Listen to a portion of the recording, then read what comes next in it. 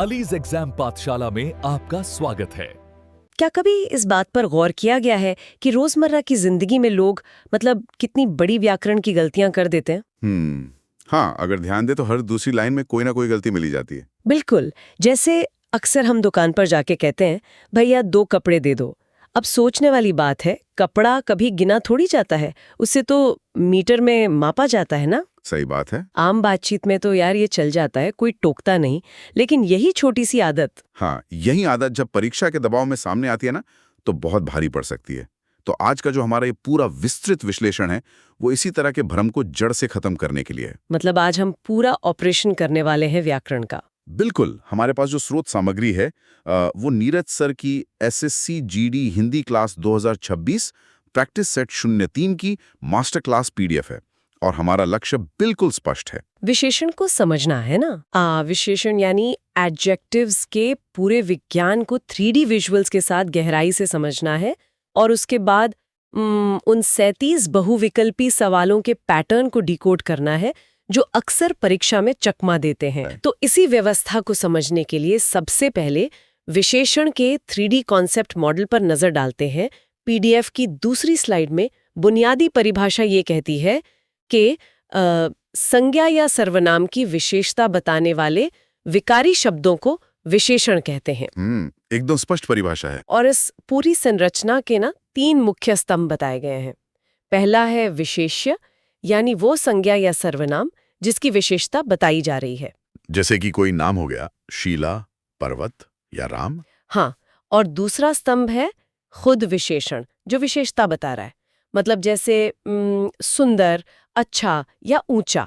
और तीसरा स्तंभ बड़ा दिलचस्प लगा मुझे, प्रविशेषण है ना। बिल्कुल, प्रविशेषण। इसे एक तरह का एम्पलीफायर बताया गया है जो खुद विशेषण की भी विशेषता बताता है। ये एम्पलीफायर वाला फंडा बहुत सही है, क्योंकि प्रविशेषण का काम सिर्फ विशेषता बताना नहीं है, बल्कि उस विशेषता की तीव्रता यानी इंटेंसिटी को तय करना है। अच्छा, इसे थोड़ा और आसान करते हैं। मान लो एक वाक्य है, शीला अत्यंत सुंदर है। तो यहाँ शीला विशेष्य हो गई और सुंदर विशेषण है। अब अगर इसे एक म्यूजिक सिस्टम की तरह सोचे ना, तो शीला वो गाना है जो बज रहा है और सुंदर उस गाने की मुख्य धुन है। अरे वाह!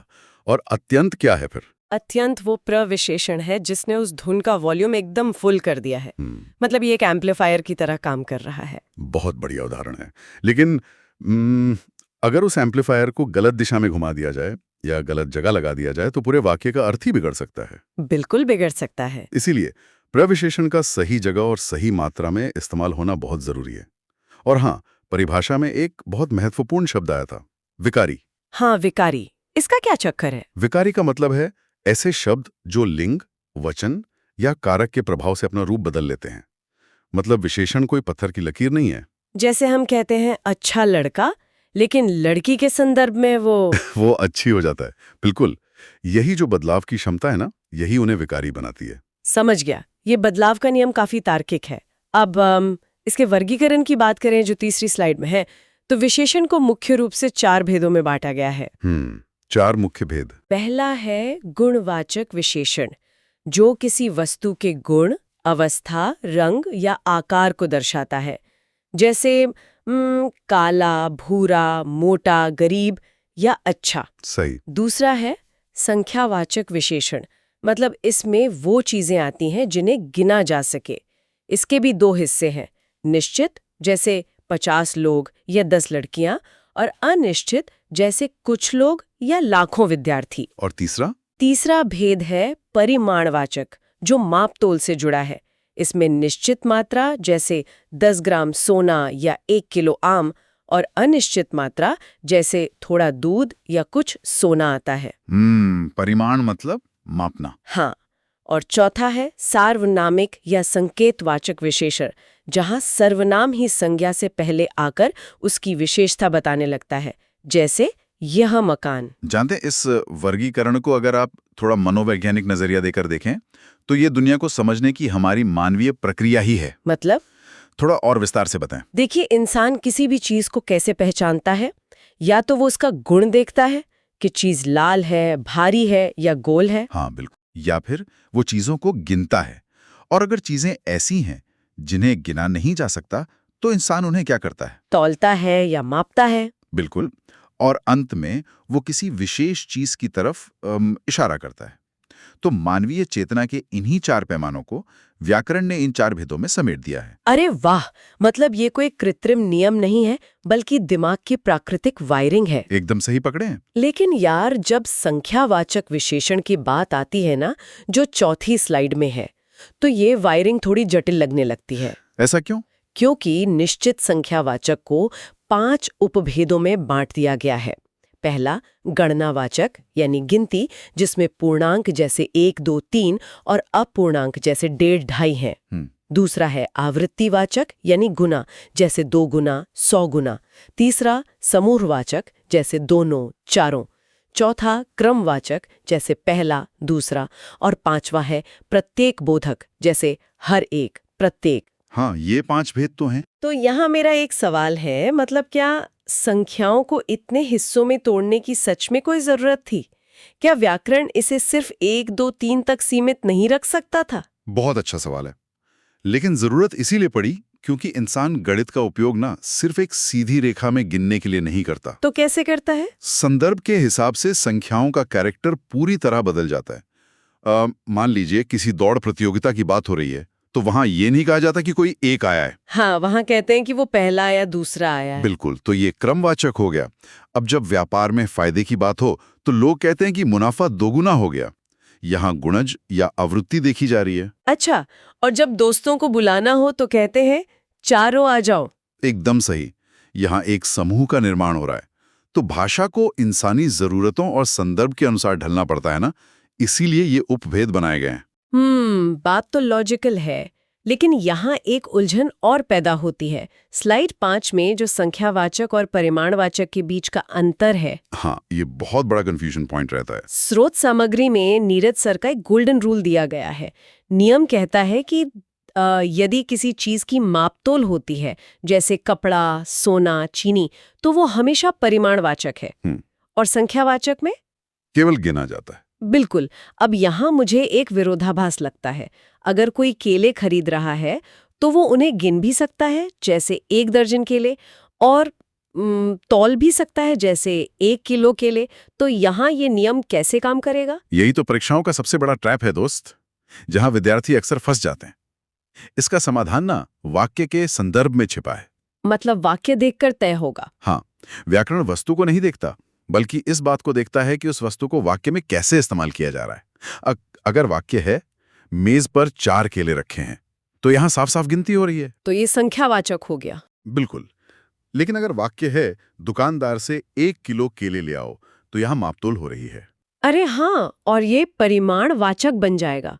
चीज वही है, केले ही है, लेकिन उसे मापने या गिनने का तरीका उसका पूरा व्याकरणिक भेद बदल देता है। एकदम सही। ये अंतर तो अब बिल्कुल शीशे की तरह साफ हो गया। अब छठी स्लाइड में वर्तनी यानी स्पेलिंग से जुड़े एक ऐसे नियम की तरफ चलते हैं जिसे इक प्रत्यय का 3D इक्वेशन कहा गया है। हाँ, इक प्रत्यय वाला नियम, ये बहुत दिलचस्प है। ये एक ऐसा फॉर्मूला है ना जो शब्दों की संरचना को पूरी तरह बदल देता है। नियम यह है कि जब किसी शब्द के अंत में इक प्रत्यय जुड़ता है तो शब्द के पहले वर्ण का स्वर 3D रूप से बदल जाता है। मतलब वो बड़ा हो जाता है। हाँ, अगर पहला स्वर अ है तो वो आ बन जाता है। जैसे मनस में इक लगा तो मानसिक बन गया। और ई का क्या होता है? एक स्वर ए में बदल जाता है। इतिहास में इक लगा तो ऐतिहासिक हो गया। और ऊ बन जाता है औ, मतलब उद्योग से औद्योगिक। इसी तरह एक बोनस शब्द है धर्म, जो धार्मिक बन जाता है। जानते हैं, इसे सिर्फ वर्तनी रटने का नियम मानना एक बहुत बड़ी भूल होगी। इसके पीछे ना पूरा नाद विज्ञान या फोनेटिक्स काम कर रहा है। फोनेटिक्स? वो कैसे? देखिए, एक ऐसा प्रत्यय है जो बोलते समय अंत में एक हल्का सा खिंचाव पैदा करता है। तो ध्वनि का बैलेंस बनाए रखने के लिए शब्द के शुरुआती स्वर को भी भारी या विस्तृत करना पड़ता है। अच्छा? हाँ, अब जैसे इतिहास बोलते समय जो एक सिकुड़न है, वो ऐतिहासिक बोलते समय एक फैलाव में बदल जाती है। ये भाषा का अपना गुरुत्वाकर्षण है यार, जो शब्दों को संतुलित रखता है। क्या बात है, ध्वनि का संतुलन। अब इस सैद्धांतिक चर्चा से निकलकर ना सीधे परीक्षा के मैदान में उतरते हैं। में एमसीक्यूज की तरफ। बिल्कुल, स्रोत सामग्री में 37 बहुविकल्पीय प्रश्न हैं जो विशेषण के हर पहलू का टेस्ट लेते हैं। हम तेज गति से आगे बढ़ेंगे। मैं तैयार हूँ। तो सेट 1 में मूलभूत अवधारणाओं पर बात करते हैं। पहला ही सवाल है कि विशेषण के मुख्य कितने भेद होते हैं। हाँ, ये तो आसान है। वही 4 गुण, संख्या, परिमाण और सार्वनामिक। बिल्कुल।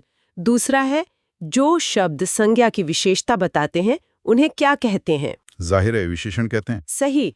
लेकिन तीसरे सवाल की भाषा बड़ी तकनीकी और उलझाने वाली है। पूछा है कि जिस विकारी शब्द से संज्ञा की व्याप्ति मर्यादित होती है उसे क्या कहते हैं। इसका उत्तर भी विशेषण ही है। लेकिन ये व्याप्ति मर्यादित होना क्या है? ये बहुत ही सटीक और परिभाषिक शब्दावली है। व्याप्ति का मतलब होता है फैलाव या दायरा। अब मान लीजिए कोई घोड़ा कहता है, तो दुनिया के सारे घोड़े उस कैटेगरी में आ गए ना। हाँ, दायरा बहुत बड़ा हो गया। बिल्कुल। लेकिन जैसे ही कोई काला घोड़ा कहता है, तो उस शब्द का फैलाव सीमित हो जाता है। वो एक सीमा में बंध जाता है। अच्छा, तो इसी सीमा में बांधने को व्याप्ति मर्यादित करना कहते हैं। एकदम सही। बेहतरीन व्याख्या। अब चौथे सवाल में शब्द निर्माण पर पूछा गया कि अतिरंजन शब्द का विशेषण क्या होगा। इसका उत्तर अतिरंजित दिया गया है। परीक्षाओं में विद्यार्थी अक्सर इस तरह के मूल शब्दों में उलझ जाते हैं। अतिरंजन का मतलब है किसी बात को बहुत बढ़ा चढ़ा कर कहना। और जब ये किसी की विशेषता बन जाए तो वो अतिरंजित हो जाता है। जैसे न्यूज में अक्सर सुनते हैं ना, अतिरंजित दावे किए गए। समझ गया। अब सेट 2 पर आते हैं। विशेष्य और लिंग के सवाल। सवाल नंबर 5, विशेषण का लिंग किसके अनुसार होता है? ये तो विशेष्य के अनुसार होता है। जैसे राम अच्छा है, सीता अच्छी है। बिल्कुल। सवाल 6, विशेषण की विशेषता बताने वाला शब्द। वो हमारा एम्प्लीफायर यानी प्रविशेषण। जैसे मोहन बहुत होशियार है। सही जवाब। अब सवाल 7 बड़ा दिलचस्प है। अग्नि का विशेषण क्या होगा? इसका सही उत्तर है आग्नेय। और यहाँ एक बोनस तथ्य भी है कि स्त्री का विशेषण स्त्रैण होता है। अग्नि से आग्नेय तो बहुत लॉजिकल है। भूगोल में जो आग्नेय चट्टानें होती हैं ना, वो आग या लावे से ही बनती हैं। हाँ, इग्नियस रॉक्स। बिल्कुल। और स्त्रैण का अर्थ है वो व्यक्ति जिसमें स्त्रियों जैसे गुण हों। ये शब्द अक्सर भ्रम पैदा करने के लिए पूछा जाता है, क्योंकि आम बोलचाल में हमसे कम यूज करते हैं। एकदम सही। सवाल 8 बहुत आसान है। विशेषण शब्द बताओ। जाना, देवता, सुंदर, कौन? सुंदर, क्योंकि देवता संज्ञा है, जाना क्रिया है और कौन सर्वनाम है। अब आते हैं सेट 3 और 4 पर। सवाल 9, मानसिक विशेषण किस मूल शब्द से बना है? मनस। अभी हमने एक फॉर्मूला में देखा था ऐसे। बिल्कुल। सवाल 10, कबीर कल बहुत सुंदर दिख रहा था, इसमें सुंदर क्या है? विशेषण है। लेकिन सवाल 11 काफी चुनौतीपूर्ण है। पूछा है कि इनमें से विशेषण शब्द कौन सा है? सुंदरता, कवि, भलाई या विद्वान? इसका सही उत्तर विद्वान है। पर बाकी क्यों नहीं? क्योंकि सुंदरता और भलाई जैसे विकल्प जानबूझकर फंसाने के लिए दिए गए हैं। ये भाववाचक संज्ञाएं हैं, मतलब ये अवस्थाएं हैं, किसी की डायरेक्ट विशेषता नहीं। और कवि? कवि एक जातिवाचक संज्ञा है। केवल विद्वान एक ऐसा शब्द है जो किसी व्यक्ति की विशेषता बताता है। और हाँ, अगर महिला हो तो ये शब्द विदुषी बन जाता है। बहुत ही बारीक अंतर है ये। आगे बढ़ते हैं। सवाल 12, मौसम आज कुछ सुहावना सा है। सुहावना क्या है? ये विशेषण है, मौसम का गुण बता रहा है। सवाल 13, राम की गाय बहुत काली है, इसमें काली क्या है? ये रंगबोधक विशेषण है। अब मात्रा वाले सेट 4 पर आते हैं। सवाल 14, यह गाय अधिक दूध देती है, इसमें अधिक किसकी विशेषता बता रहा है? जाहिर है दूध की मात्रा बता रहा है। सवाल 15 में परीक्षा का एक क्लासिक ट्रैप है। कौन सा युग्म विशेषण नहीं है? छोटा बड़ा, हरा पीला, 2 3 या राम लक्ष्मण? इसका उत्तर राम लक्ष्मण है। लेकिन लोग इसमें फंसते क्यों हैं? क्योंकि लोगों के दिमाग में एक रटा रटाया नियम बैठ गया है कि जहां भी 2 शब्दों के बीच योजक चिन्ह यानी हाइफन लगा हो वो विशेषण होगा। हाँ, शॉर्टकट। बिल्कुल। छोटा बड़ा आकार है, हरा पीला रंग है, 2 3 संख्या है। लेकिन राम और लक्ष्मण तो दोनों संज्ञाएं हैं ना, ये किसी की विशेषता थोड़ी बता रहे हैं, ये तो खुद नाम है। सही कहा। सवाल 16, चतुर विद्यार्थी से प्रश्न पूछो, मैं विशेषण चतुर। सवाल 17, दुष्चरित्र व्यक्ति से संबंध नहीं रखना चाहिए, दुष्चरित्र क्या है? विशेषण है, ये चरित्रहीन होने की अवस्था या गुण बता रहा है। अब आते हैं सेट 5 पर, संख्या और सार्वनामिक विशेषण के अखाड़े में।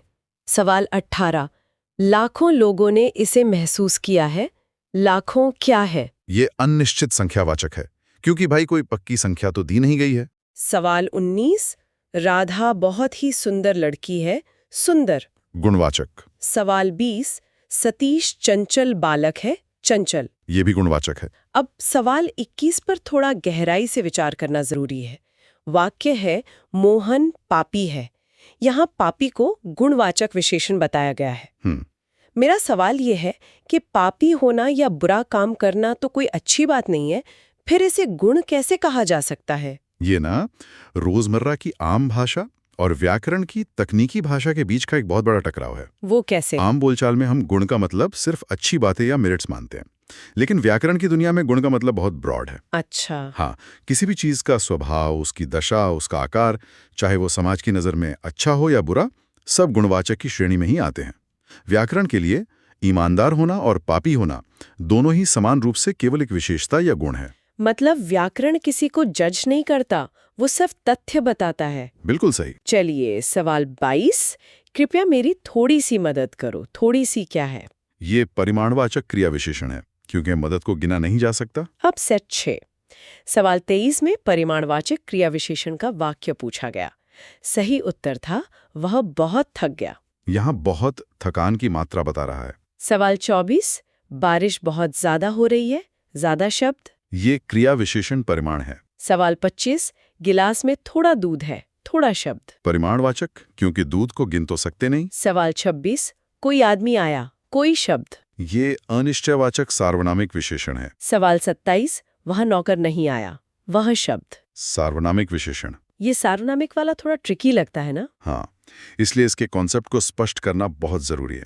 देखिए, अगर सर्वनाम वाक्य में अकेला आता है, जैसे वह आया, तो वो केवल सर्वनाम रहता है। लेकिन जब वो किसी संज्ञा के ठीक आगे लगकर उसकी विशेषता बताने लगे, जैसे वह नौकर, तब वो सर्वनाम होते हुए भी विशेषण का काम करने लगता है। Got it. अब सेट 7 उपभेदों के सवाल। 28वां सवाल, यह मकान मेरे भाई का है, ये क्या है? सार्वनामिक। 29, 100 गुना लंबा, इसमें 100 गुना। आवृत्तिवाचक संख्यावाचक विशेषण। अब 30वां सवाल बड़ा अनोखा है। सभा में 50 लोग थे, इसमें 50 को अनिश्चित संख्यावाचक बताया गया है, ये कैसे? यही तो हिंदी भाषा की अद्भुत रचनात्मकता है यार। 50 अपने आप में एक बिल्कुल पक्की और निश्चित संख्या है। बिल्कुल। लेकिन जैसे ही उसके पीछे हमने ओ प्रत्यय लगा दिया, 50, तो वो पूरी संख्या अनुमानित और अनिश्चित हो गई। मतलब एक छोटे से ध्वनि परिवर्तन ने पूरी निश्चितता को अनिश्चितता में बदल दिया। क्या बात है। सवाल 31, क्रमवाचक विशेषण का उदाहरण। दूसरा। 32, हजारों लोगों ने उसे देखा है, हजारों। अनिश्चित संख्यावाचक। 33, तीसरा शब्द में विशेषण है, क्रमवाचक। दूसरा लड़का कहाँ गया, दूसरा। क्रमवाचक। 26, दोनों शब्द। समुदायवाचक। और आखिरी 37वां सवाल, कौन सा निश्चित संख्यावाचक विशेषण नहीं है? उत्तर है सैकड़ों लोग मारे गए, क्योंकि सैकड़ों अनिश्चित है। बिल्कुल। और हाँ, यहाँ पीडीएफ की 14वीं स्लाइड में एक बहुत ही महत्वपूर्ण अलर्ट भी दिया गया है टीचर्स की तरफ से। वो परिमाण वाला अलर्ट। हाँ, कुर्ते के लिए 2 मीटर कपड़ा, 1 किलो आम, 50 ग्राम चीनी, ये सब संख्यावाचक नहीं है, ये सभी परिमाणवाचक है, क्योंकि इन्हें मापा या तौला जाता है, गिना नहीं जाता। ये चेतावनी बार बार इसलिए दी जाती है क्योंकि परीक्षा में यही बातें सबसे ज्यादा कंफ्यूज करती हैं। हम आदतन सोचते हैं कि जहां भी नंबर आ गया, जैसे 2 मीटर या 50 ग्राम, तो वो सीधे तौर पर संख्यावाचक होगा, जो कि गलत है। बिल्कुल। ध्यान हमेशा इस बात पर होना चाहिए कि उस वस्तु के साथ असल में क्या किया जा रहा है, उसे मापा जा रहा है या गिना जा रहा है। बस यही बारीक अंतर आपका सही और गलत जवाब तय करता है। तो ये रहा विशेषण के 37 सवालों का पूरा डिकोडिंग सेशन। अब 15वीं स्लाइड पर आते हैं, जो है द अल्टीमेट चीट शीट। पूरे विश्लेषण का निचोड़। हाँ, इसमें 3 मास्टर कीज दी गई हैं। मैं तेजी से सारांश देता हूँ। पहली मास्टर की, द कोर। जो शब्द संज्ञा या सर्वनाम की विशेषता बताएं वे विशेषण है, और जो विशेषण की भी विशेषता बताएं वे प्रविशेषण है। एकदम परफेक्ट। दूसरी मास्टर की, द ट्रैप। जो वस्तुएं मापी या तौली जाती हैं वे परिमाणवाचक हैं, और जो स्पष्ट रूप से गिनी जाती हैं वे संख्यावाचक हैं। और तीसरी मास्टर की, द इक फॉर्मूला। एक प्रत्यय लगने पर शब्द की शुरुआती ध्वनि विस्तृत हो जाती है, जैसे मनस से मानसिक और इतिहास से ऐतिहासिक। ये तीनों चाबियां हर विद्यार्थी के दिमाग में छप जानी चाहिए। बिल्कुल।